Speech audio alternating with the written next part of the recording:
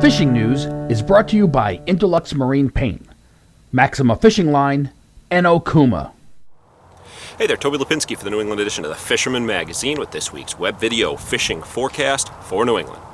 I'm going to start off as always in Connecticut, where we've got some good mixed options across the state depending on how much effort you want to put into bending a rod. In the mid to western sound, sea herring are becoming more and more prevalent each day as water temperatures continue to drop. If stripers are more your thing, pretty much all the tidal rivers are producing fish, from small schoolies on up to fish of almost 45 inches that I've heard of in the last couple of days. While the bitterger fish are, as expected, coming after dark, just getting out when you have the time and the weather looks good is not a bad idea. I've been taking this approach lately, and I've landed anywhere from 2 to 5 small schoolies on my little quick 30-minute lunch break every day by throwing small quarter-ounce jigs in a small tidal river near my house.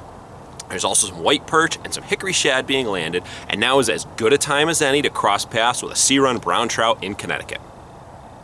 And over in Rhode Island, we continue to see a pretty good mixed bag bottom fishing options with even more variety of fish caught as migrations cross paths.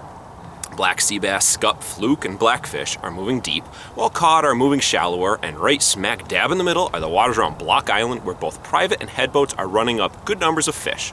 Monday's trip on the Francis fleet, for example, put more than 200 keeper cod on the boat to go along with a bunch of black sea bass.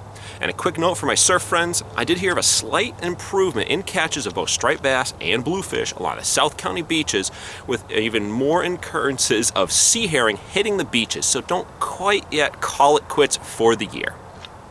And then lastly, up in Massachusetts, it's another week with much of the same as we reported the last couple of weeks, with freshwater fishing for trout, largemouth and smallmouth bass, and panfish remaining really good, and tuna and pollock being landed out in the Gulf of Maine. Boats heading out for tuna are still finding a lot of fish to be had, but getting those recreational sub 73-inch size bluefin is still a tough challenge. So a lot of boats are dropping a jig down deep for some pollock as a good way to pass the time in between bites. Alright, well there you have it. I'm Toby Lapinski for the New England edition of the Fisherman magazine, wishing you tight lines if you head out onto the water this weekend. The fishing news is brought to you by Interlux Marine Paint, and also brought to you by Maxima Fishing Line.